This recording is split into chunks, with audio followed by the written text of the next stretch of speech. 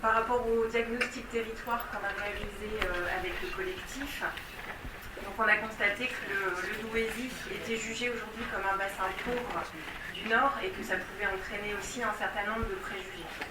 Or, il faut savoir que les situations de violence conjugale aujourd'hui touchent toutes les catégories socio-professionnelles sans distinction. Et donc face à ce constat, avec les professionnels du réseau, il nous a semblé primordial de pouvoir justement continuer ce travail aussi bien préventif que curatif auprès de toutes les populations et encore une fois sans distinction. Donc autre constat, toujours dans cette approche un peu plus sociologique des choses, aujourd'hui le Douaisis fait état d'une population qui est assez vieillissante. Et justement, dans le cadre de cette journée où on est sur la perspective de la construction d'une nouvelle dynamique d'accompagnement des situations de violence conjugale, elle doit permettre d'accompagner aussi les profils qui sont plus atypiques, comme les personnes âgées aussi. On l'a évoqué un petit peu tout à l'heure, mais voilà, en tout cas, ça faisait partie des constats qui nous semblaient importants de souligner. Je vais laisser la parole du coup à l'association Brisons Silence.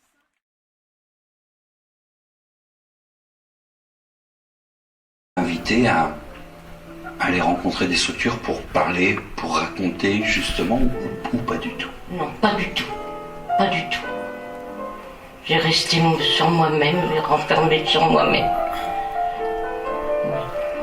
Ça vous aurait aidé à ce moment-là, qu'on vous propose un accompagnement par la parole avec des professionnels, psychologues et autres? Oui, beaucoup. Oui. Là, j'ai fait tout sur moi-même, quoi. Oui.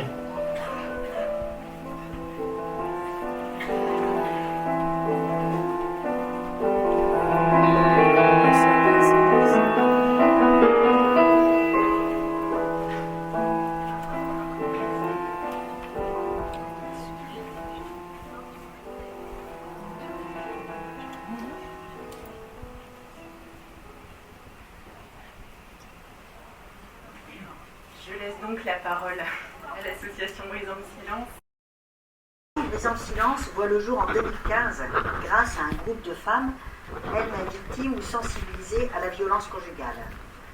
L'objectif de l'association est de dénoncer les violences sous toutes ses formes et ce, dès la première manifestation. Sensibiliser tout à chacun, jeunes adultes, hommes, femmes, au cycle de la violence conjugale, intrafamiliale, au sexisme. Rompre l'isolement de la personne, femme, homme, victime de violences conjugales, qu'elles soient physiques, psychologiques, financières, sociales, numériques et bien souvent tout à la fois. Accueillir, écouter, accompagner, orienter. Les missions de l'association. La personne victime est accueillie, orientée vers les partenaires du Douaisis pour que l'ensemble, nous l'amenions à se reconnaître en victime, à sortir de l'emprise en vue d'une reconstruction. Dénoncer la violence. En 2015, le groupe de femmes à l'origine de l'association, encadré par la compagnie HV2Z, monte une pièce de théâtre Plus jamais ça. La pièce met en scène une situation de violence conjugale, à travers des mots de femmes, forts, violents, à travers des danses. Ces femmes font ressortir leurs émotions, leurs peurs, leur colère, leurs espoirs. Ce spectacle ne laisse personne indifférent. Aussi, à la fin de la représentation, un temps est laissé à la salle avec une psychologue qui se met à disposition pour répondre aux émotions, aux questions, pour évoquer le cycle de la violence. Le théâtre forum est une autre forme de sensibilisation. Accompagné du top théâtre de l'opprimé, un groupe de femmes met en scène des scénettes sur les violences conjugales, intrafamiliales, sur le sexisme. Les textes sont adaptés au public, jeunes ou adultes. Interactif, il invite le spectateur à réagir, à monter sur scène pour interpréter l'un des rôles, celui de la victime, de l'auteur, de l'environnement familial, de l'environnement social. En 2018, nous avons eu l'opportunité de monter un clip sur l'association au musée de Douai. Ce clip reprend les mots forts qui évoquent ce que vivent les personnes victimes au quotidien. Leur colère, leurs émotions, leur espoir. Dois-je saigner, mourir pour me faire entendre ? Outil de présentation, de sensibilisation, le clip évoque l'enlisement insidieux dans lequel tombe la personne victime jusqu'à une espère reconstruction. Il a pour vocation d'inciter les personnes à sortir de l'isolement, à libérer la parole. Ces représentations, ces histoires de vie, soulèvent les difficultés que rencontrent les personnes victimes, 87% de femmes, 13% d'hommes, à réaliser ce qu'elles vivent, que ce qu'elles vivent n'est ni de leur fait, ni de leur faute, ni normal, ni admissible à se reconnaître en victime. L'association propose à ces personnes un cadre convivial, un accueil, une écoute, un accompagnement, une orientation. L'accueil. L'association propose un accueil sur rendez-vous via le téléphone et l'adresse mail au siège de l'association des centres sociaux du Zoédi, l'ACSD, 68 rue Montsarrat à Douai. J'ai reçu 60 appels de personnes victimes qui ont essentiellement eu le flyer en main ou qui ont été orientés par un des partenaires, assistante sociale, référent RSA, service juridique, psychologue, membre de CCAS, d'une mairie, un avocat, un employeur. Les personnes sont majoritairement des femmes. J'ai eu l'appel d'un homme victime, un auteur, une jeune fille qui voulait évoquer ce que vit sa mère, évoquer son impuissance en tant que fille. Elle voulait comprendre, essayer. Rendez-vous écrit le plus rapidement possible, en principe à la CSD. Il est vrai qu'il est arrivé que la rencontre se passe dans un CCAS ou au domicile pour adapter en fonction de chaque situation. Chaque entretien dure 1h30, à raison de 2 rencontres minimum. Certaines sont toujours accompagnées de 2017. Les demandes. Dans un premier temps, la principale demande est d'être écoutée, pouvoir enfin évoquer son histoire de vie, son vécu. Peu à peu, la parole se libère. Il ressort une prise de conscience que ce qu'elle vit n'est ni normal, ni admissible, ni de sa faute. Il faut que ça s'arrête. L'isolement, l'enfermement social, financier, numérique, dans lequel la confine l'auteur. Je dois porter plainte, mais j'ai peur. Je vais partir, mais où aller ? Je ne veux pas l'envoyer, j'en ai entendu parler, ou j'y suis déjà passée. Je n'ai pas d'argent, comment faire ? Je n'ai pas accès au papier, qui peut m'aider ? J'ai peur pour mes enfants. Comment leur expliquer ? Que vont-ils devenir ? Les besoins. En évoquant son histoire de vie, ses craintes, ses espoirs, madame, en majorité, réalise peu à peu que ses demandes, ses espoirs ne sont ni simples ni faciles à réaliser. Seule, elle n'y arrivera pas. Difficile pour elle qui a toujours caché son vécu. Pas facile de pousser la porte d'un commissariat, d'une gendarmerie, surtout si on ne lui dispose pas du certificat médical. Pas facile de demander un certificat médical quand on est victime de perversité, qu'il n'y a aucune trace sur le corps. J'ai même connu dans les personnes victimes un auteur qui était référent de violence conjugale dans son travail. Donc, comme on disait tout à l'heure, il n'y a pas de profit. Pas facile de prendre contact, de rencontrer un avocat, un service juridique qui représente une toute-puissance. Pas facile de rencontrer une assistante sociale, avec cette crainte sous-jacente de se voir retirer ses enfants. La menace qu'elle a entendue toute sa vie de l'auteur, tu n'auras plus tes enfants. Pas facile de prendre contact avec un service administratif, de faire une demande de logement, juste encore en l'absence de tout justificatif. L'accompagnement. La personne qui le souhaite peut être accompagnée d'un membre de l'association, qui est elle-même passée par les mêmes épreuves. Cet accompagnement, que l'on appelle de pair à pair, rassure, conforte la personne dans ses démarches. En fonction de chaque vécu, je guide, j'oriente la personne vers le professionnel qui répondra au plus près de sa demande. Il ressort de ses écoutes. Il est difficile pour une femme victime à qui on a dit depuis des mois, voire des années, on ne te croira pas, de se saisir du téléphone, de sortir de cette emprise. Certaines s'y prennent en plusieurs fois. Pour d'autres, afin d'assurer leur sécurité, un partenaire assure le premier contact. Certaines personnes victimes ont déjà déclaré « j'ai failli faire demi-tour à la porte » ou « j'ai fait demi-tour à la porte ». Évoquer son histoire de vie, mettre des mots, parler d'elle, quand depuis des années elle a caché, enfoui, cherché des excuses pour la famille et son environnement est une véritable épreuve. Il faut du temps, il faut lui laisser du temps. Il est très souvent question des enfants. Bien souvent, la personne nie l'impact des violences conjugales sur leurs enfants. Ils ne voient rien, ils sont dans leur chambre.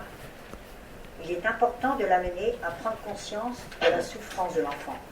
L'enfant qui, à l'école, rencontre des difficultés scolaires, alors que jusque-là, tout fonctionnait bien. Des difficultés comportementales. L'enfant qui somatise, qui refait pipi au lit, qui se renferme.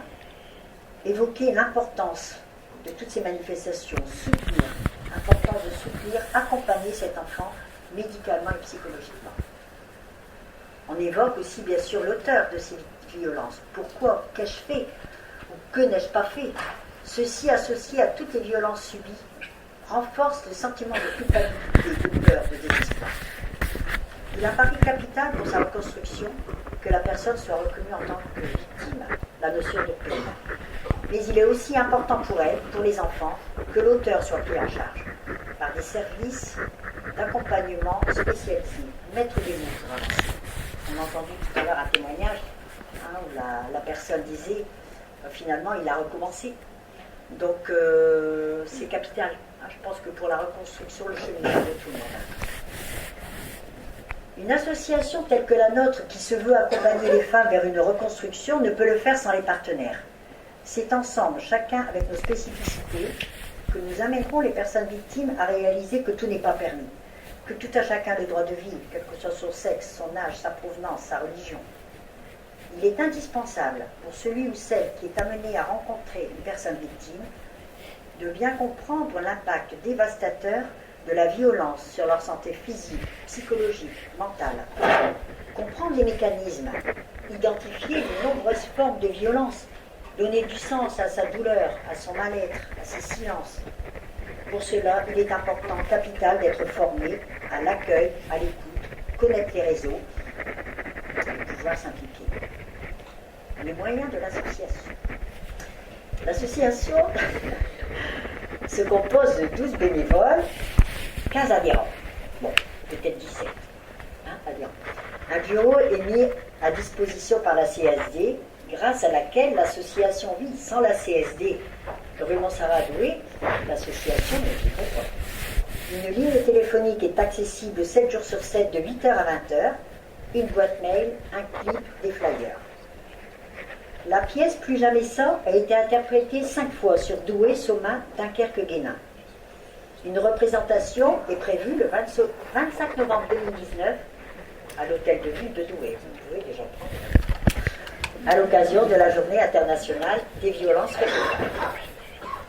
Le théâtre Forum a été sollicité 6 fois sur Douai, au lycée Châtelet, auprès des jeunes de centres sociaux, sur Villeneuve-d'Ascq, sur Saint-Étienne-du-Rouvray, via la médiation culturelle, sur le thème du harcèlement, des violences et du sexisme. Perspective. L'association souhaite développer la sensibilisation via le théâtre Forum. Il est capital de sensibiliser, éduquer tout à chacun, dès le plus jeune âge, au sexisme, au respect, aux stéréotypes. Par exemple, il n'est qu'à évoquer le regard qui est porté sur le petit garçon qui veut jouer à la poupée ou la petite fille qui veut jouer aux voitures. Dans les écoles, je le constate avec mes petits-enfants, c'est encore... tous les stéréotypes sont encore très présents. Donc très très tôt, et on disait tout à l'heure, quelqu'un parlait de l'adolescence, je crois que bien avant l'entrée en 6e, au plus tôt possible. Déjà auprès des parents, c'est un travail qui peut être fait auprès des parents. Après au niveau des enfants, avec des jeux, il y a plein de moyens dès la maternelle pour préparer tous ces enfants à s'accepter tels qu'ils sont. Alors, pour développer toute sensibilisation, il nous faut trouver un lieu. Les actrices sont accompagnées de professionnels du théâtre, et cela en plus représente un coût non négligeable. L'association souhaite développer l'accueil individuel, ce qui implique la formation des bénévoles actuels et de tous ceux qui voudront bien nous rejoindre. L'association participe aux initiatives associatives, politiques, qui visent à développer le partenariat, améliorer les conditions d'accueil et de suivi des personnes victimes, en assouplissant les démarches administratives, impôts, CAF, Sécu, etc., l'accès au logement, l'accueil d'urgence, comment accéder aux justificatifs sans passer par le partenaire, le conjoint. Tous ces justificatifs sont-ils toujours bien indispensables? L'association a le souci de développer le partenariat. Le réseau est un acteur indispensable à l'accompagnement. Tout cela demande quelques moyens financiers, surtout humains. Les problèmes existent, les projets aussi, il manque des bras. Merci de votre attention.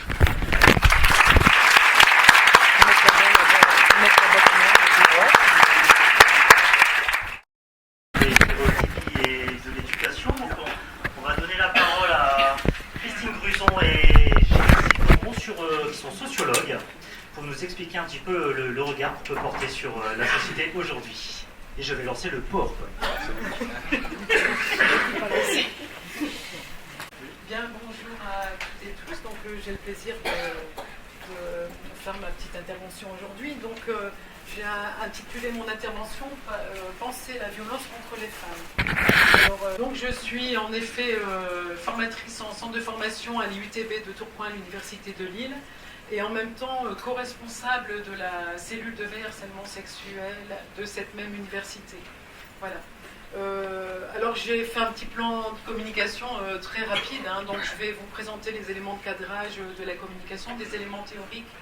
Ensuite, hein, j'ai fait un point sur les avancées dans la production des savoirs, sur la question des hommes, des violences des hommes contre les femmes.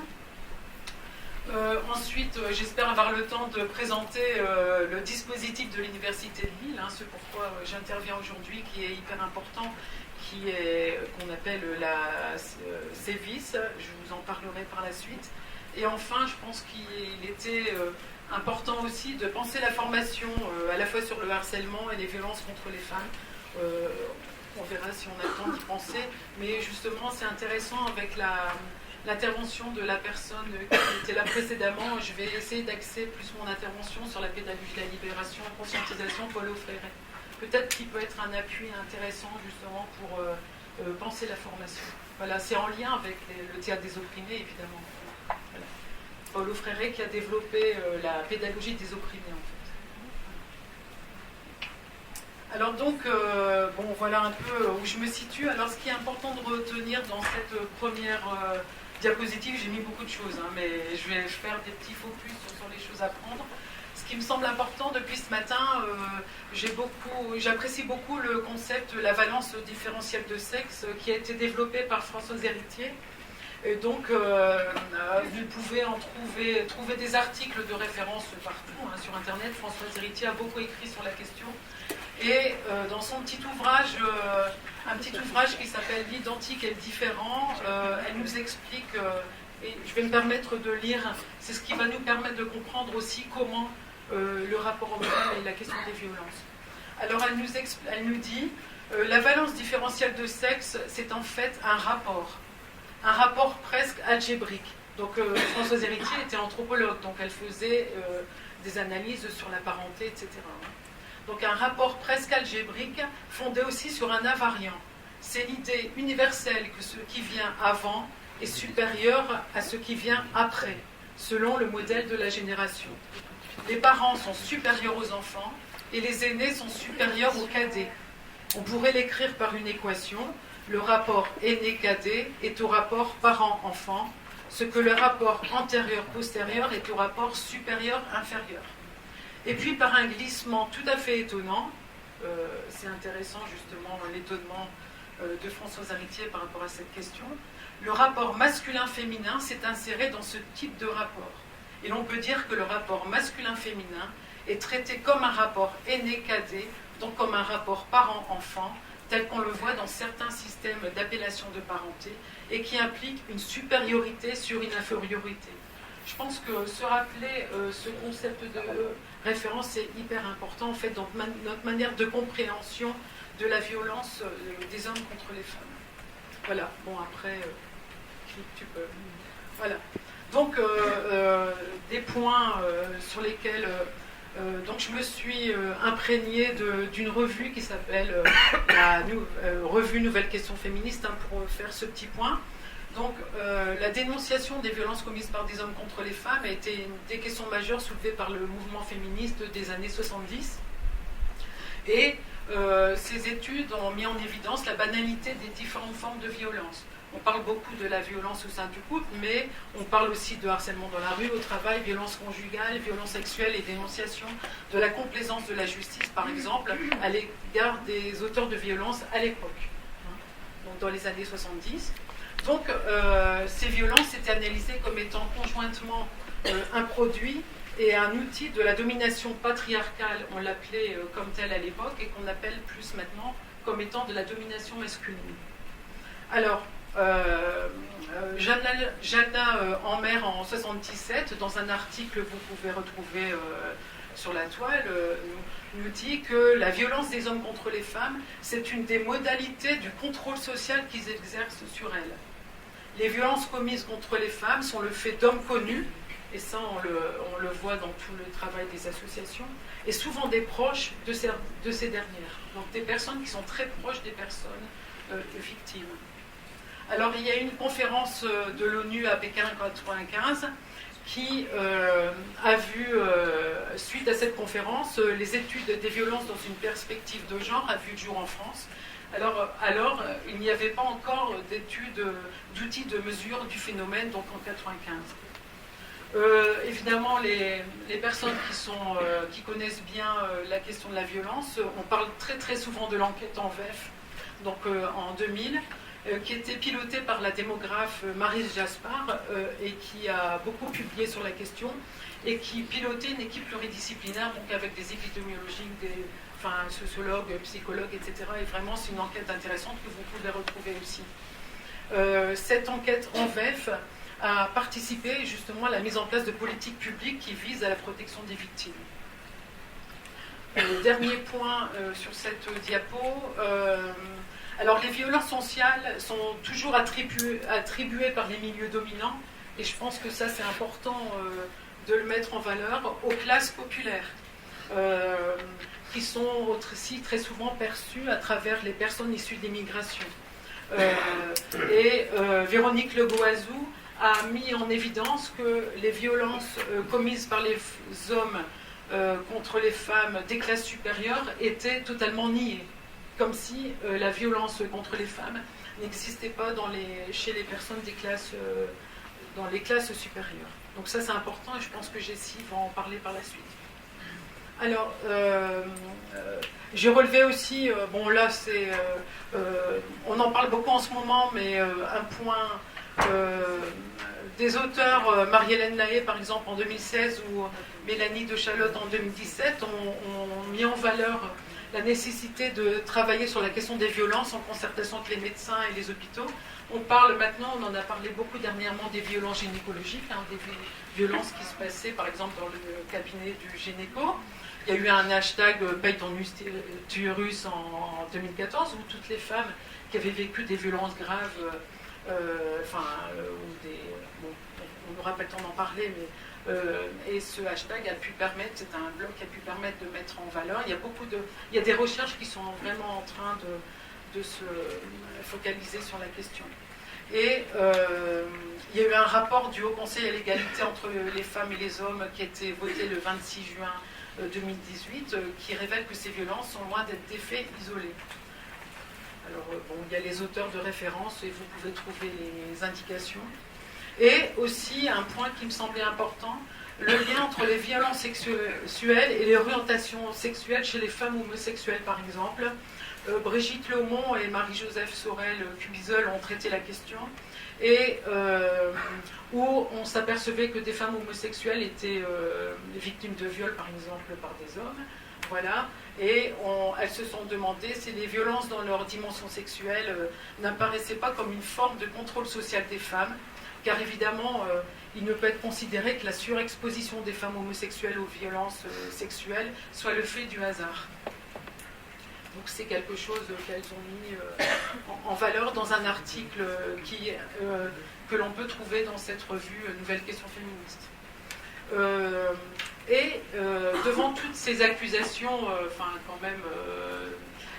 des constats quand même assez importants, certains hommes se sont dit aussitôt mis en accusation. Et il y a eu des discours quand même qui ont envahi un petit peu le discours commun, des discours qui ont pour point commun de supposer l'existence d'une symétrie de l'usage de la violence dans le couple.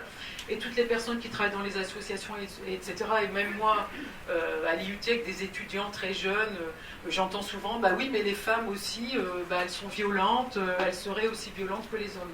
Donc ça, c'est quelque chose qui... c'est une réaction justement à toutes ces études qui avaient été mises en valeur. Oui, mais en même temps, des collègues sociologues ou féministes, elles me disent oui, mais ok, mais on est un peu surpris une femme, on leur dit oui, mais un homme ne meurt pas tous les 2 jours sous les coups de sa conjointe. Donc voilà, ça c'est mais en même temps, important de le rappeler. Alors, sans nier, bien évidemment, que les femmes puissent user de la violence. Donc, j'ai ma chère amie, camarade Colline Cardy et Geneviève Coudot qui ont fait un livre qui s'appelle La violence des femmes, que vous pouvez trouver ici. Évidemment, il importe de faire preuve d'une grande vigilance face à la revendication par les hommes auteurs de violence d'un statut de victime. Voilà. Alors, et on en a parlé ce matin. Il y a un autre aussi mécanisme politique de féminisation de la violence masculine contre les femmes qui consiste à ne pas nommer la violence, et on le voit tous les jours dans les journaux régionaux par exemple, ou même Le Monde encore dernièrement, où la violence conjugale qui conduit parfois à la mort d'une femme est appelée soit un drame familial, voilà, ou un différend familial par la presse. On parle aussi de crimes passionnels, comme si c'était une romance, évidemment, on se retrouvait dans les romans du 19e siècle, ou voilà. Bon. Alors ça, il y a des auteurs qui ont travaillé sur la question, c'est vraiment intéressant.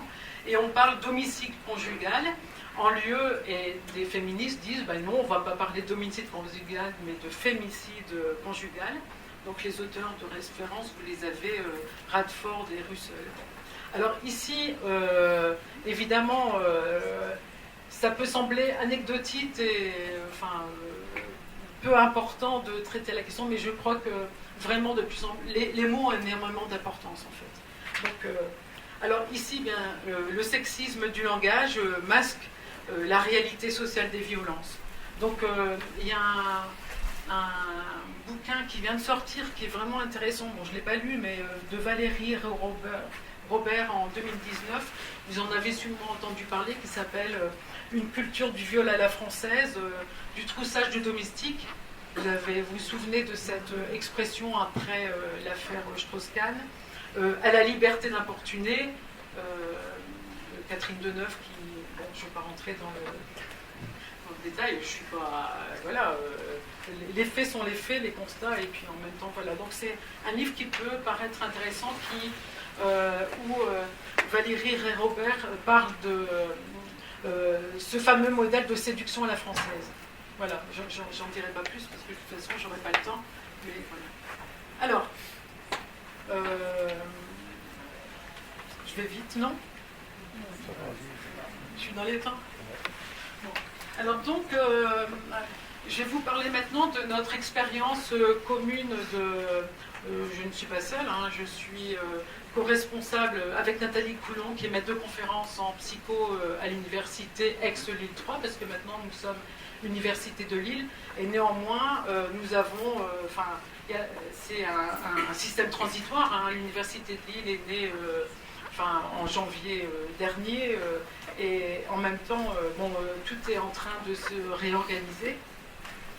Mais nous, à Lille 3, nous sommes issus des sciences humaines et sociales, et à Lille 3, nous avions mis en place, nous avons réfléchi en 2008 à cette cellule d'écoute, de veille d'information sur le harcèlement qu'on a appelée CEVIS, par un gros travail qui a été piloté par Colette Lamarche, qui était maître de conférence en sociologie.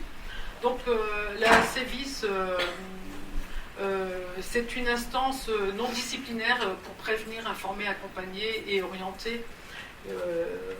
Voilà.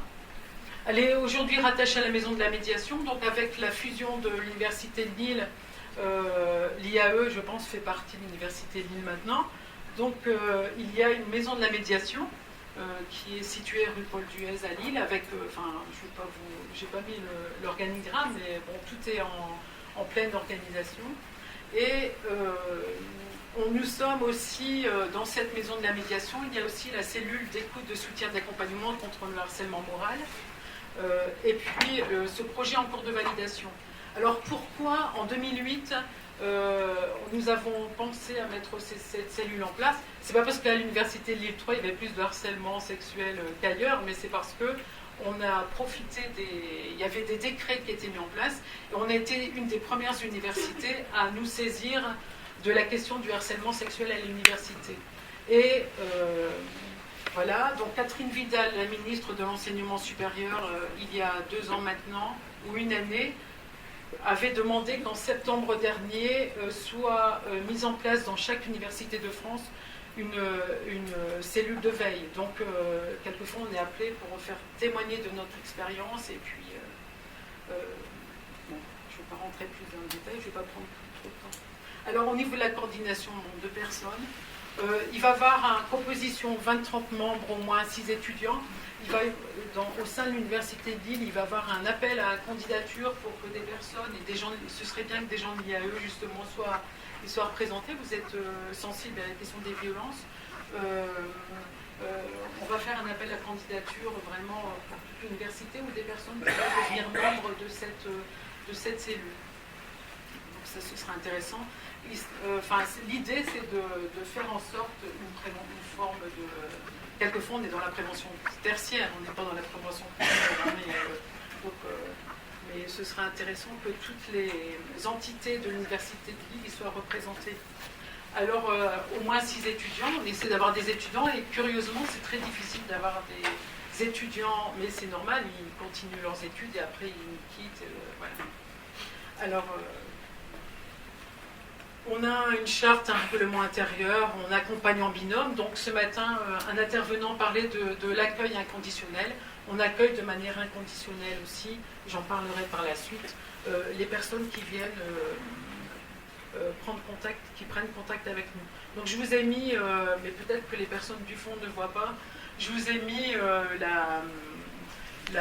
l'adresse mail de cette cellule. Alors, pour l'accompagnement des victimes, à préciser sur ces victimes, en grande majorité des femmes, des jeunes femmes. Depuis 2008, on a géré peut-être je dirais un peu plus de... Oui, il y a des situations qu'on arrive... On n'a pas fait un compte très précis des situations rencontrées parce que quelquefois c'est un entretien informel, etc., etc. Mais depuis 2008, au moins 60 à 65 situations de harcèlement sexuel avéré au sein de l'université de Lille. Voilà. Alors, situation qui concerne harcèlement sexuel, ça peut être femme-femme, homme-homme, femme-homme, ça peut être enseignant-étudiant, ça peut être étudiant-enseignant, bien évidemment, étudiant-étudiant. Hein, c'est pas... Mais l'origine, en fait, des cellules de veille, c'est le fait de la domination d'enseignants, quelquefois des directeurs de thèse. C'est parti là de situations difficiles vécues par des doctorantes lors de leur relation, leur travail de thèse en fait, où des enseignants directeurs de thèse exerçaient une forme de harcèlement sexuel. Je vais vous expliquer après comment les choses se passent. Donc au premier entretien, on analyse la situation. Alors Ce qui fait un peu notre particularité, mais je pense que c'est parce que nous venions de sciences humaines et sociales. Bon, je suis éducatrice spécialisée de formation, et puis peut-être Nathalie, psycho, on est plus clinicienne, j'allais dire, c'est que on peut recevoir des personnes une fois, deux fois, trois fois, mais quelquefois même voire 10 fois, peu importe. Nous, on est vraiment dans l'écoute inconditionnelle. Ça, c'est la première chose. La deuxième chose, c'est au premier entretien, on dit aux personnes, et ça souvent, ça fait pleurer parce que on leur dit, vous n'êtes pas coupable, en rien, vous n'êtes responsable de ce qui vous arrive. Ça fait évidemment notre analyse, domination, etc. Voilà. Mais ça, c'est quelque chose, et quelquefois, nous sommes les premières personnes à le dire. Ça fait partie, voilà, et ça, c'est très libérateur pour les personnes parce qu'elles pensent.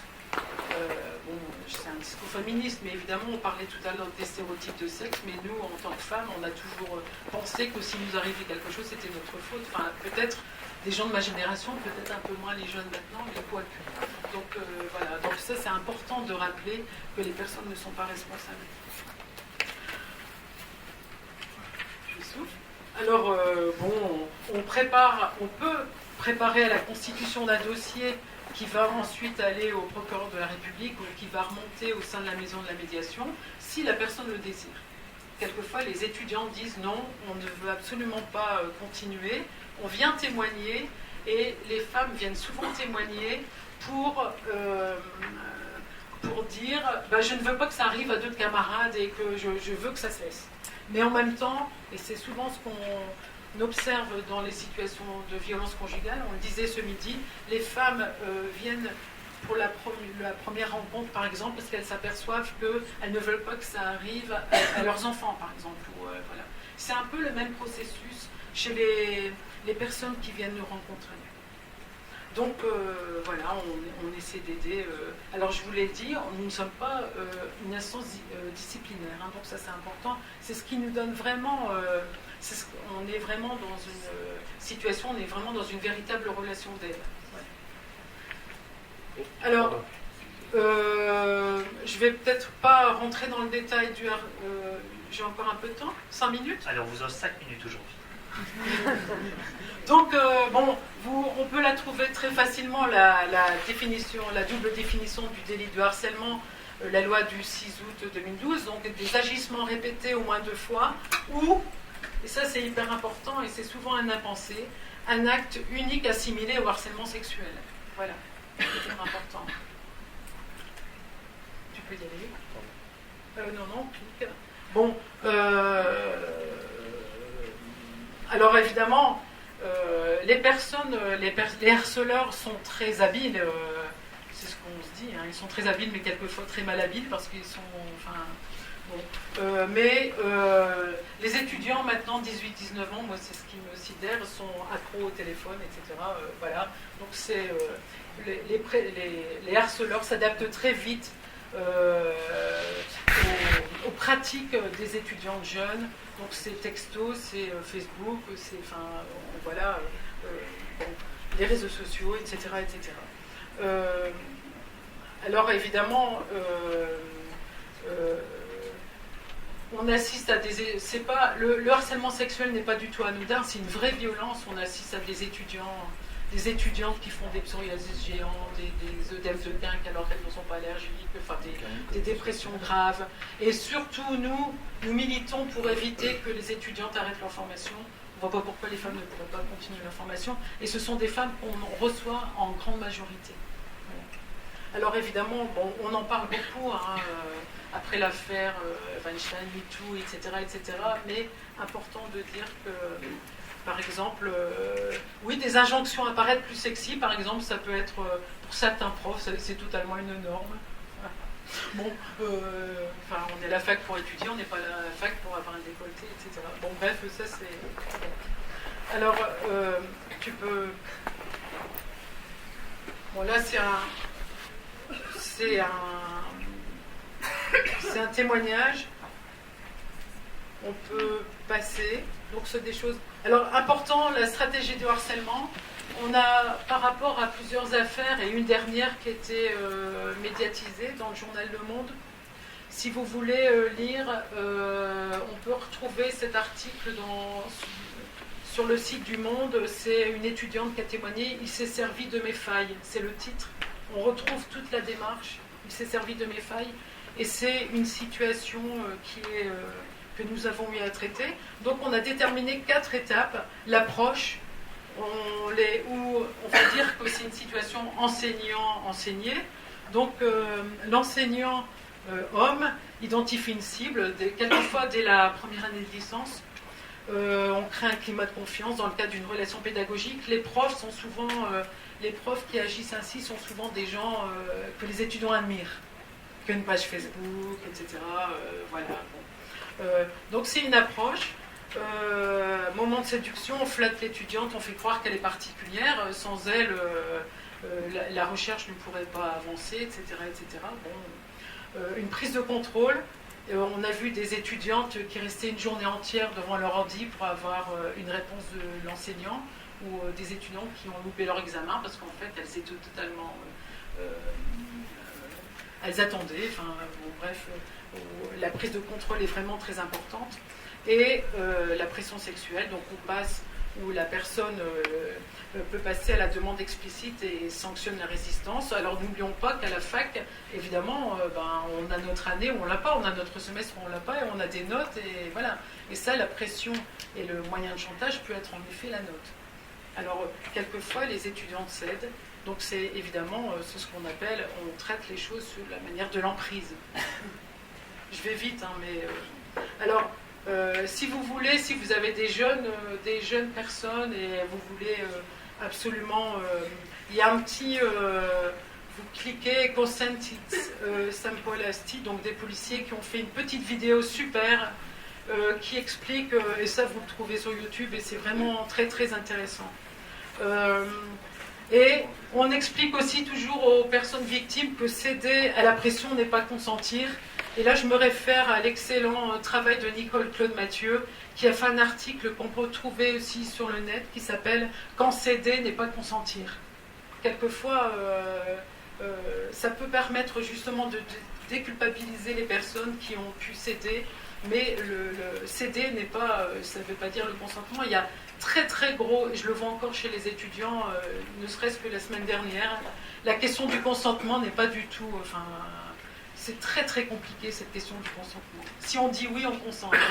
C'est pas parce qu'on dit oui qu'on est consentant. Hein, donc ça c'est important de le répéter toujours en fait. On peut dire oui parce qu'on a peur, on est sous emprise, on peut... Voilà. Ça c'est un moyen de déculpabiliser. Alors, bon les sanctions, on peut passer... Il y a un enseignant... l'an dernier qui a été mis à pied, enfin il y a 2 ans, 18 mois, demi-traitement. Bon. L'affaire a été citée dans le bulletin officiel, il n'y avait pas son nom, mais en même temps, bon voilà, on espère que... Mais alors on est toujours étonné quand même que malgré toutes ces affaires et malgré l'ambiance du moment par rapport à la question du harcèlement sexuel, il y a des enseignants, encore dernièrement, qui continuent d'écrire de leur adresse mail universitaire à des étudiants avec des mails mais on se dit mais ils laissent des preuves, et un tel sentiment d'impunité qu'on retrouve partout. J'aimerais étudier vraiment d'où vient, mais moi j'aimerais faire une recherche là-dessus, c'est comment ce sentiment d'impunité se construit depuis la petite enfance peut-être, ou j'en sais rien, parce qu'on est, il y a quelque chose que je n'arrive pas à comprendre. Mais... Alors évidemment pour se former, bon. Il y a plein de choses, mais vous pourrez prendre... Si vous êtes intéressé, je pourrais donner mon adresse mail universitaire et puis je vous donnerai les documents. Je peux vous donner les documents. Tu peux passer. Donc il y a un très très gros travail qui a été fait par un collectif qui s'appelle Clash le Milieu, qu'on peut trouver en libre sur le net. C'est un travail d'étudiants et qui... donne bien vraiment les étapes. Donc c'est le harcèlement sexuel appliqué à l'université. Ça, je pourrais vous les donner aussi. Jessie, tu peux passer. Alors, c'est mon dernier point. Donc évidemment, penser la formation, je pense qu'il est important de penser une formation sur les violences contre les femmes.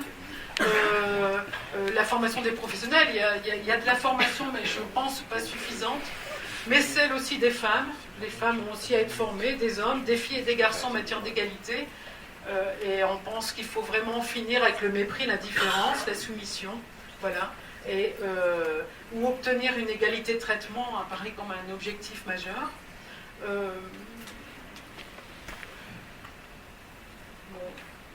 Voilà.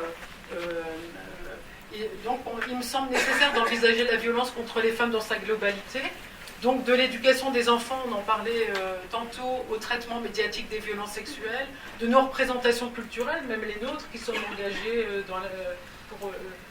pour la cause, à la façon dont la langue véhicule la domination masculine. Et je faisais une petite proposition, donc j'ai pas trop de temps d'en parler, mais c'est pourquoi pas se former avec un modèle de référence qui est celui de la pédagogie critique, qui a été développé par Paulo Freire, qui consiste à transformer la société à travers la pédagogie. Donc c'est vraiment il y a beaucoup d'écrits aussi sur le travail de Paulo Freire sur le net. Donc selon Freire, donc l'éducation peut viser à développer la conscience sociale des inégalités sociales, des discriminations, et ce processus est appelé conscientisation. Donc Paulo Freire a écrit un bouquin qui s'appelle Pédagogie de la conscientisation, pédagogie des opprimés, pédagogie de la conscientisation, et c'est vraiment intéressant. On peut passer, Jessie, s'il te plaît. Et donc, la conscientisation, pour Freire, c'est le processus par lequel les opprimés prennent conscience de leur situation sociale d'oppression pour la transformer. Donc c'est intéressant parce qu'on agit auprès des personnes, mais auprès des enfants aussi. On peut faire du Freire dans la petite enfance, etc. Par rapport aux stéréotypes sexistes, on en parlait tout à l'heure. Et voilà, donc j'en termine là ou j'ai encore une minute? Une petite minute, ce sera une minute de moins pour Jessie. Et donc, il y a plusieurs principes qui caractérisent ce modèle d'éducation. Donc, on voit ici 3. Prendre en compte les savoirs sociaux des apprenants sur leur propre oppression. Donc, c'est agir avec les personnes opprimées. Faire dialoguer les savoirs tirés de l'expérience et les savoirs scientifiques et théoriques des enseignants. Important vraiment, à mon sens, de croiser les savoirs de chacun. Freire nous dit que les personnes, même s'ils ne sont pas enseignants, ont aussi des savoirs, on appelle ça des savoirs d'expérience. Enfin, envisager que l'éducation est un processus qui vise l'augmentation de la conscience sociale critique afin de développer la capacité du sujet qui soit socialement opprimé ou socialement privilégié. Hyper important de toujours penser aussi aux personnes socialement privilégiées. Donc les amener à s'engager pour transformer la société, faire plus de justice sociale. Et je pense que l'éducation à l'égalité, femmes-hommes, pourrait trouver place dans ce modèle pédagogique. Voilà. Donc les 2 bouquins de Freire, Pédagogie des opprimés, on n'arrive plus à trouver, j'en ai un exemplaire, mais qui est totalement, qui n'est plus imprimé. Et son dernier bouquin, Pédagogie de l'autonomie, et je pense que ce sont des bouquins vraiment de référence pour penser ces formations à l'égalité femmes-hommes. Voilà. Merci beaucoup.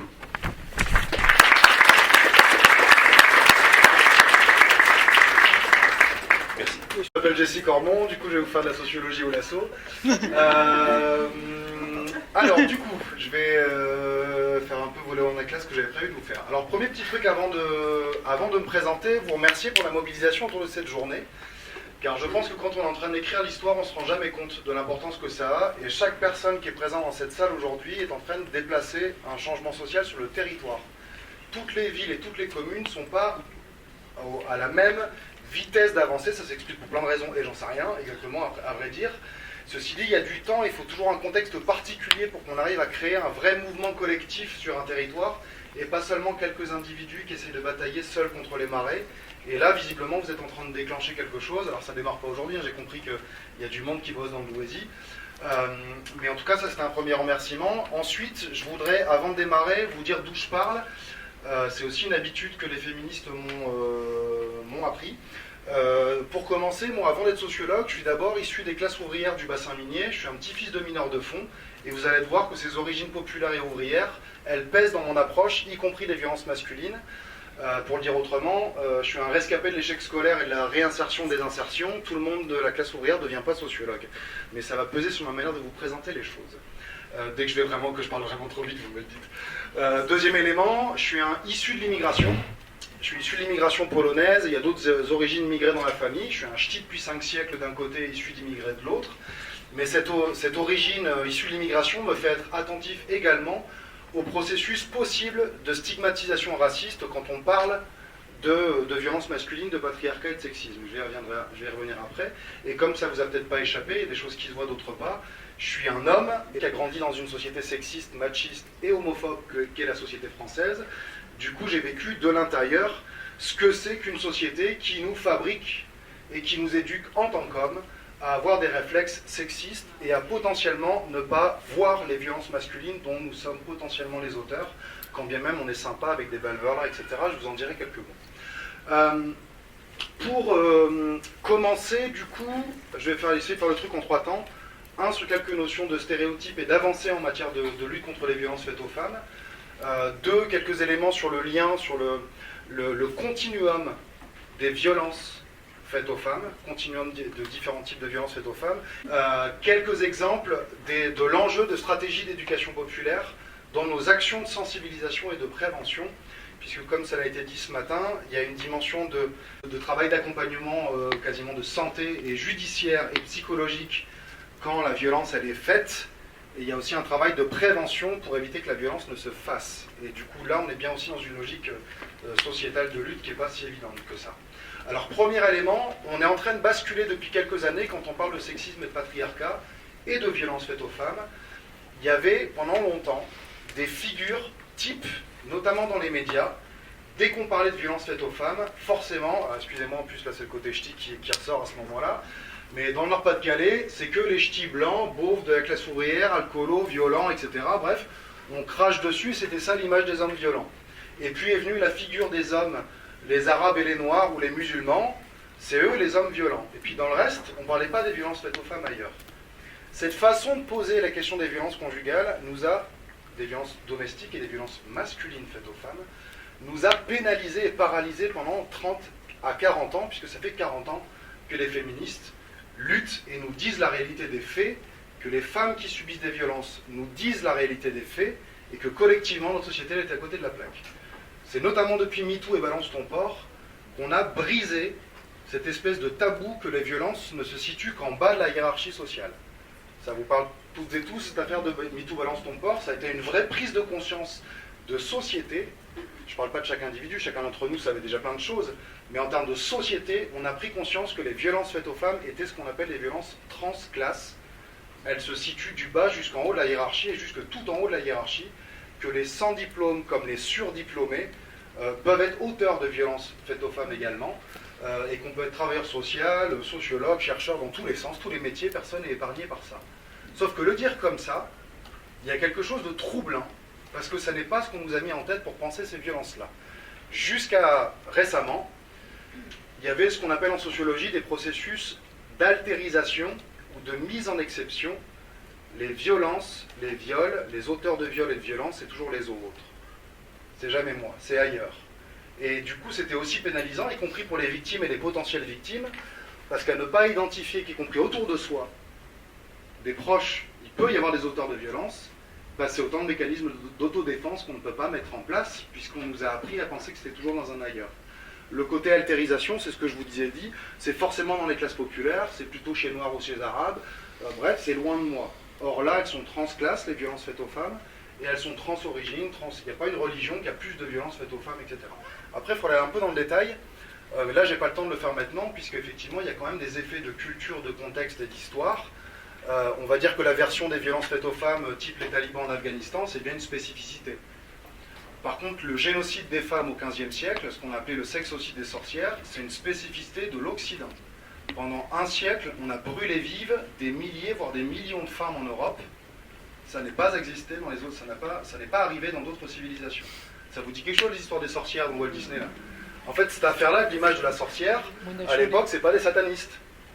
L'image de la sorcière, la figure de la sorcière, c'est des femmes qui possèdent un savoir social, qui possèdent un métier, qui possèdent parfois du savoir médical, qui parfois ont des responsabilités, de la respectabilité dans les villages, des grandes gueules, des femmes impliquées politiquement, des femmes impliquées religieusement, qui parfois avaient du pouvoir religieux en Europe, Et au XVe siècle, il y a eu une modification de société avec un processus d'enfermement des femmes, de mise au banc des femmes et d'infériorisation radicale des femmes dans la société. Ce n'était pas le cas avant.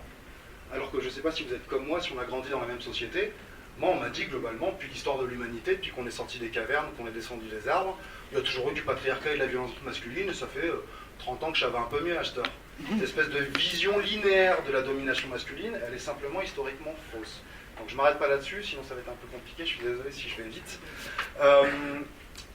Ok, donc ça sur les mises en exception, je ne sais pas du coup si je me suis fait comprendre sur les dérives et les dangers d'avoir cette vision de la mise en exception. Et j'insiste d'autant plus pourquoi elle est importante, notamment dans des stratégies d'éducation populaire. En tout cas, c'est une proposition que je vous fais. Pour pouvoir lutter contre les mécanismes de violence, certes, il y a les coups, il y a les bleus au cerveau, des bleus à l'âme, les processus de dénigrement, d'infériorisation, mais il y a aussi les processus de honte de soi, de culpabilisation dont on a parlé tout à l'heure. Il y a des processus de récupération de sa propre dignité de femme qui est nécessaire d'avoir sur lesquels s'appuyer. Or, si nos démarches pédagogiques maladroites, je ne dis pas que c'est ce que vous faites vous, je me dis que moi il faut que je fasse gaffe à ne pas le faire quand je parle de ces questions-là. S'il y a une femme qui a subi des violences, en gros on lui dit, t'as vu le monstre de mari que t'avais, comment t'as fait pour faire ça, même si on essaie de les soutenir, en gros, excusez-moi de le dire comme ça, mais on lui dit aussi, mais en fait t'es une conne d'être mis avec un mari pareil. Nous sommes dans des injonctions paradoxales. Prends confiance en toi, je t'aide et je te renforce au même moment. Non, il faut qu'on puisse nous prendre en compte la complexité des mécanismes de violence et la complexité même du besoin de sens qu'ont les femmes qui subissent des violences. Elles ont besoin, elles n'ont pas tort quand elles nous disent qu'il n'était pas comme ça au début. Eh bien, dont acte. Tu es mieux placé que moi pour connaître l'histoire de ton conjoint et de votre relation. Mais du coup, il faut qu'on arrive à avoir une approche complexe. Ça pouvait être quelqu'un de bien, et par ailleurs, c'est peut-être quelqu'un de bien sur plein d'aspects de sa vie. Mais sur les autres, quand il est l'agresseur et la personne violente, c'est celui qui te détruit et qui t'abîme dont il faut te protéger. Mais ton conjoint, c'est les deux. Ça peut être quelqu'un de bien sur certains aspects et quelqu'un de dangereux et de néfaste sur l'autre. Et ça, nous, réussir à embrasser cette complexité-là, elle n'est pas simple, et elle est d'autant plus pas simple que les mécanismes d'emprise fonctionnent là-dessus. L'emprise, c'est justement alternance entre violence psychologique et je te flatte, vous savez le fameux cercle là, le cercle des violences, période de violence, lune de miel, et que ça tourne comme ça. Du coup, il me semble que quand on ne prend pas assez la mesure de la puissance de ces processus-là, en fait, on peut rater une partie de notre propre accompagnement dans ce soutien-là. Sur l'enjeu de la question des continuums des violences inégalitaires, je pense aussi qu'il faut qu'on continue à pouvoir parler de violences masculines faites aux femmes et pas seulement de violences conjugales. Ce n'est pas des détails de chiffres de sociologues et de statisticiens. Là, j'ai essayé de faire gaffe sur les chiffres que vous avez donnés ce matin. C'était assez... alors, je ne vous fais pas tout le calcul, sinon je vais perdre du temps. Mais du coup, globalement, dans les chiffres qui ont été donnés ce matin, on était entre 87 et 95% de situations où les auteurs sont des hommes et on a auteur de 5% des femmes. On n'est pas à un 50, 60, 60, 40 ou je sais pas quoi. C'est massif et structurel. On est obligé de prendre la mesure, de se poser la question, comment se fait-il que ce soit aussi puissamment asymétrique? Comment se fait qu'il y a autant d'hommes qui sont auteurs des violences? Je pense qu'on ne peut pas comprendre les questions des violences masculines faites aux femmes, et après il faudra revenir sur comment on pense spécifiquement les violences de femmes envers des hommes. Parce que du coup il y a donc une spécificité, mais on ne peut pas plaquer les mêmes grilles de lecture. Elle s'inscrit bel et bien dans ce qu'on appelle en sociologie les rapports sociaux de sexe et de genre. Donc là, je ne vous explique pas ce que c'est que les rapports sociaux vite fait, mais on va dire juste que c'est le rapport de pouvoir des hommes sur les femmes, le patriarcat, la domination masculine. Et s'il y a violence, c'est aussi parce qu'il y a un rapport de hiérarchie et de pouvoir. De ce point de vue-là, comprendre pourquoi les femmes sont surexposées aux violences, il faut qu'on le rattache sur le fait que dans notre société, les femmes sont surexposées à la précarité dans le monde du travail. En mode les gilets jaunes, là, la place des femmes dans le mouvement des Gilets jaunes, il est interpellant. Il n'est pas à isoler de la question des violences, y compris physiques ou psychologiques, faites aux femmes.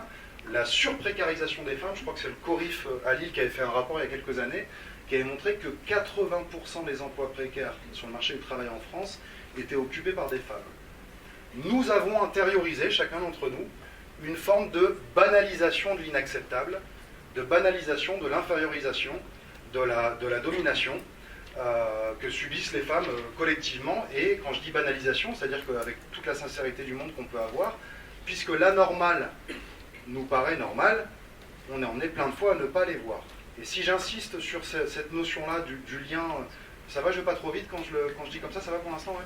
Quand je fais le lien avec cette question du continuum des violences inégalitaires faites aux femmes, c'est encore une fois les féministes qui avaient posé ça, il faut qu'on lie les violences physiques avec les violences psychologiques, avec les violences culturelles, qui peuvent être du dénigrement tout le temps du statut d'auteur de culture des femmes. Les femmes sont porteuses d'intelligence sociale, de contribution au savoir de l'humanité. Il y a une force et une intelligence spécifique des femmes sur plein d'aspects. Je vous ai parlé un peu de la révolution au XVe siècle là, sur le sexocide des sorcières, puisqu'on est dans un hôpital, c'est pas mal de le rappeler.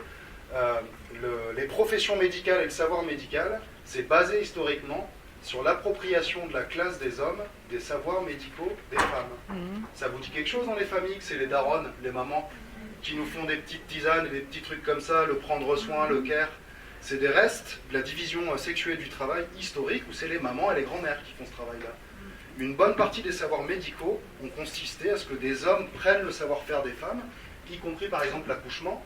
Avant c'était des femmes, des sages-femmes, des femmes des familles qui accouchaient, puis c'est devenu des hommes. Tous ces éléments-là font sens reliés les uns les autres, que, en fait, dites-vous un petit peu cette idée-là, on pourrait penser que quand une personne est en situation de fragilité, nous sommes amenés à la soutenir pour moins l'écraser.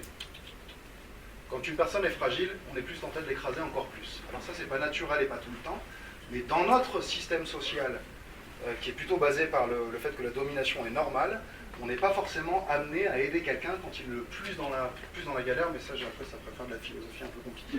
Je ne vais pas faire ça maintenant. Mais l'espèce de banalisation du mal, en tout cas, je fais peut-être un lien aussi avec la question de la publicité, de la violence à la télévision.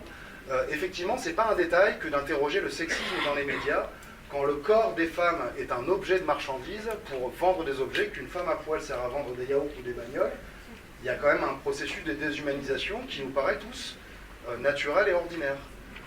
Les émissions de télé-réalité dans lesquelles une bonne partie de ces émissions-là consistent à humilier et rire des femmes, dans lesquelles on met en place des stratégies de traquenard pour rigoler de la blonde, rigoler de la pouffe, vous voyez un petit peu de quoi je parle là-dessus. On a une espèce de rire collectif à se marrer, excusez-moi de parler comme ça du coup, mais c'est le langage des émissions qui nous amène à ça, l'espèce de connasse, regarde mais quelle conne encore, en plus elle est venue avec son mari à l'émission de télé-réalité, il l'a fait cocu, bah bien fait pour sa gueule. On a une espèce aussi de société qui a une culture de la violence, en général, la culture de l'humiliation, et vous faites le lien aussi avec la culture de la violence sur les réseaux sociaux et Internet. Je veux juste nous amener à nous interroger sur le fait que les violences ne sont pas isolées les unes des autres, quand on doit avoir aussi une réflexion sur la violence en général. Bref, j'arrête là-dessus, vous avez compris l'idée. Maintenant, je vais me replacer un petit peu plus aussi du point de vue des hommes et des auteurs et de l'éducation qu'on a. Parce que comment des hommes deviennent violents? C'est aussi ça la question qui doit se poser. Du sexisme en général, etc. Il faut quand même rappeler que quand on est un homme qui grandissons dans la société française aujourd'hui, depuis tout petit, une part de l'éducation qu'on nous donne est une éducation à la violence. La plupart des jeux, quand on a des jeux, on est habitué à faire la guerre depuis tout petit. On joue à des jeux par exemple, on va jouer au football, une partie des règles du jeu du sport qui sont faites pour les hommes est basée sur l'esprit de compétition et pas seulement. Vous avez déjà vu les gamins quand on perd au foot, les garçons, là, dans la cour d'école, comment on est mauvais? Mais c'est pas les enfants qui sont mauvais dans leur âme. Ça n'existe pas de ce point de vue-là. C'est il y a une forme de socialisation masculine à un rapport à la virilité, à un rapport à la violence, et une partie des hommes, notre virilité, notre dignité égoïste et personnelle, est aussi basée sur une volonté de pouvoir. Et ça, on ne va pas le reprocher à des gosses. Ça, c'est notre responsabilité d'adultes en charge de politique publique, de travail social et d'autres. Mais là, du coup, c'est pas chaque parent qui est tout seul à galérer avec une éducation non violente ou non sexiste. C'est l'ensemble de notre société que ça interroge tout ça. Ok, alors je ferme maintenant sur cet aspect des violences inégalitaires. Maintenant, je bascule sur la question de quelques-uns et quelques-unes des stratégies à mettre en place quand moi j'interviens avec soit des travailleurs sociaux, soit des jeunes, des moins jeunes, et notamment en quartier populaire, pour aborder des sujets qui ont, comme je le disais tout à l'heure, un potentiel paradoxalement humiliant. Alors excusez-moi, je vais vous donner un exemple tout de suite pour que vous captiez de quoi il en retourne. Je vous ai dit que j'étais issu de famille de mineurs. Dans nos familles, dans quelques-unes des actions recherche que j'ai pu réaliser, on s'est retrouvé dans une grande difficulté. On a eu besoin, avec un certain nombre de personnes, de connaître l'histoire de nos parents et de nos familles de mineurs dont nous, on avait besoin d'être dignes pour pouvoir se construire. Aujourd'hui, être de milieu populaire, c'est pas forcément évident pour avoir une forte confiance en soi quand t'as pas beaucoup de diplômes, pas beaucoup de ceci. Bon, il te manque tout, t'es un pédophile, chômeur et consanguin, hein, pour le dire comme ça, je vais un petit peu vite, hein, ou alors intégriste musulman, enfin bref, tout le monde il s'en prend plein la gueule aujourd'hui. Et du coup, dans nos besoins de santé mentale, pour avoir de la dignité et se construire au quotidien, on avait aussi besoin de connaître notre histoire familiale, parce que comme on était un certain nombre à le dire, on connaît plus de choses sur la vie de Louis XVI que sur nos propres grands-parents. Pour se construire, ta famille, c'est ton premier patrimoine aussi. Donc on a fait un travail là-dessus, donc on avait besoin de mettre à l'honneur nos grands-parents et nos grands-mères. Sauf que via le moment où la vie de nos grands-mères, elles sont aussi exposées au sexisme de nos grands-pères. On avait un vrai problème à penser les deux. Nous, on avait besoin d'une marque d'amour vis-à-vis de nos grands-pères. Donc là, je fais exprès de généraliser, je ne vais pas forcément parler spécialement du mien. Je vais nous mettre dans un nous. Dans nos grands-pères, il arrive qu'il y avait des grands-pères qui étaient violents. Les violences faites aux femmes étaient présentes. Pourtant, nos grands-pères, on l'adore. On fait comment avec ça? Comment on arrive à penser le fait qu'il puisse y avoir de l'amour pour une partie de la dignité que tu m'as apportée, et de la colère, de la rage, de la haine pour une partie de la merde que tu as fait à bébé, etc. Pouvoir penser les deux en même temps, c'est chaud. Et du coup, une des stratégies d'éducation populaire qu'on a eues, pour pouvoir penser ça, ça a effectivement été, en tout cas dans notre cas, je ne dis pas que c'est la bonne chose, je fais peut-être des erreurs stratégiques, les collègues féministes, là vous me recadrerez après s'il faut, mais en tout cas, nous, une des soupapes qu'on a eues pour pouvoir penser ça, c'est justement avoir une approche systémique en termes de rapports sociaux. La domination masculine dans le bassin minier, je donne cet exemple-là, la vision des hommes et le virilisme entretenu dans le bassin minier est aussi une construction liée au houillère. Je ne sais pas si vous êtes familier de ce genre de truc-là. Pour faire en sorte que les hommes acceptent dans les mines des conditions de travail qui étaient inacceptables, comme on n'allait pas augmenter la santé au travail, les salaires, etc., il a fallu trouver un autre levier. La virilité était un levier fabuleux. Toi, tu es un vrai bonhomme, tu ne te plains pas. Toi, quand tu as mal et que tu as le bras cassé, tu ne te plains pas. Tu as le pouce retourné, et quand on discute avec les mineurs qui racontent la violence qui était faite à leur corps, bah aujourd'hui, moi, si je tombe et que je me retourne le pouce, je vous quitte, je vais directement là-bas. Il se retourne le pouce, il le remet, il met un petit bandage, il continue à bosser, peut-être même toute la semaine. Pour accepter un tel degré de violence face à son propre corps, c'est clairement l'idéologie de la virilité qui était un des modes de compensation de la violence de classe. Vous me suivez là quand je dis comme ça? Ok. Du coup, aussi, une petite minute. Donc j'arriverai pas à vous le faire, mais juste pour essayer de vous donner un exemple. Comment, puis il faut que je vous donne l'exemple sur la question de l'immigration aussi, quand on faisait des entretiens avec des femmes, femmes de mineurs marocaines ou femmes de mineurs algériens, quand on leur demandait de nous raconter leur vie de femme, donc moi j'étais venu aussi forcément, les Marocains et les Algériens, on m'a toujours dit qu'ils étaient plus machos que les Français, donc je me suis dit, racontez-nous votre vie de misère, puis les femmes elles nous racontaient, mais vous savez que notre vie de femme elle s'est dégradée quand on est arrivé en France? Et en fait, ah bon? Bah, comment ça? Bah, quand on était au bled on sortait plus. On sortait faire les courses, on voyait la famille, on fait plein de trucs. C'est quand on est arrivé dans le bassin minier qu'on n'avait plus le droit de sortir. Parce que dans le bassin minier, la femme, elle s'occupe que de la maison tout le temps et le mari, il aide à rien. Alors qu'au bled, des fois, même nos hommes, là, les gros machos, là, eh ben, ils nous aidaient à un certain nombre de choses. Et là, on fait, ah ouais, d'accord, ça, j'avais pas compris. Et du coup, le moment où on arrive à penser un petit peu ça, je ne sais pas si vous me suivez, mais on arrive à donner des portes de sortie en termes de dignité aux gens pour penser à la fois la critique de nous-mêmes, des nôtres, de notre propre famille, et à la fois de resituer des formes de dignité familiale et de respect. C'est compliqué. Dernier exemple, et là je vais avoir mes 30 secondes si je l'ai. J'interviens dans un lycée professionnel, majoritairement composé de jeunes garçons. Donc on me demande d'intervenir sur les questions de sexisme. On se disait, pour le coup, c'est peut-être chiant parfois qu'un homme intervienne sur ces questions-là, et d'autres fois, en termes d'identification, il y a peut-être des choses qui peuvent se jouer là-dessus. Clairement, a priori, quand ils sont venus, ils pensaient que ça allait être qu'une intervention en mode je vous fais la leçon, je vous fais la morale, etc. Donc ils étaient tous en mode vas-y, parle, toi, j'en ai rien à foutre. Et puis en fait, moi j'ai pris le truc autrement. Je leur ai juste demandé est-ce que vous pouvez aller creuser un petit peu sur c'est quoi la vie de vos mères et de vos grands-mères, les peines et les douleurs qu'ils ont eues, dont vous vous sentez solidaire et que vous auriez bien aimé qu'elles ne vivent pas ce genre de situation-là. Et bien, pris comme ça, chaque gamin il a un amour de sa mère et de sa grand-mère, de sa tante et de ses sœurs. Quand on aura des filles, nous en tant qu'hommes, Il y a Stromae qui dit on nous apprend à faire comment on fait des bébés, mais pas comment on fait des papas. Elle est chamac cette phrase.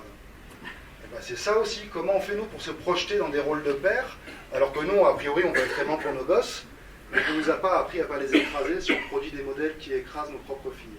Bref, du coup, dans les stratégies d'éducation populaire, on essaye en tout cas d'articuler plusieurs choses. Un respect strict de la loi, et y compris quand des auteurs d'infractions doivent être condamnés, il n'y a pas de laxisme à avoir sur certains sujets. Quand tu fais un excès de vitesse, il y a une grande amende, et quand tu es auteur de violences faites aux femmes, parfois ça passe crème. Non, ça passe pas crème. Une grosse exigence juridique, une articulation avec une analyse systémique, sociologique, en sciences sociales, en politique ou autre, parce que, y compris les femmes qui subissent des violences, souvent c'est la question du pourquoi. Pourquoi ça m'est arrivé ça? Et si nous, on n'arrive pas à accompagner les gens dans la compréhension de ce qui s'est passé, alors après, avec un vocabulaire adapté, etc., mais bon. Et puis le troisième élément, c'est les enjeux de dignité, de permettre aux gens de récupérer de la dignité et de la force, et y compris peut-être dans nos stratégies d'aide sur la confiance en soi, j'arrête là-dessus, et je vais donner juste une citation, sur la question de la dignité des femmes qui ont subi des violences. Je pense qu'il faut aussi qu'on pense, excusez-moi, je ne le dis pas de manière dénigrante, mais il faut qu'on fasse gaffe au sexisme de nos approches professionnelles. Réduire à nouveau une femme dans ses processus de dignité seulement à la coiffure et à la manicure, nous sommes en train de reproduire la violence faite aux femmes et la violence masculine qui a enfermé les femmes qui subissaient des violences seulement à une partie réduite de ce qu'elles sont en tant que femmes. Ces femmes, elles sont plein de choses. C'est des historiennes en herbe, des sociologues en herbe, des artistes en herbe, des personnes avec des cœurs gros comme ça. Il faut qu'on arrive à remontrer toute la puissance et la richesse de ces femmes et de leur dignité. Et du coup, je terminerai là-dessus sur une petite phrase qui, moi, me servait pas mal. C'est un pasteur ghanéen qui s'appelait James Agri, qui disait la chose suivante: depuis tout petit, on nous a éduqués à penser que nous sommes des poules, et comme des poules, nous baissons la tête et nous contentons des miettes que l'on jette au visage, alors qu'en fait nous sommes des aigles, mais cela nous l'avons oublié. Il faut qu'on relève la tête, qu'on bombe le torse, qu'on déploie nos ailes pour pouvoir nous envoler. Et j'espère que cet envol, on arrivera à le faire entre hommes et femmes pour l'égalité et contre le sexisme. Je vous remercie.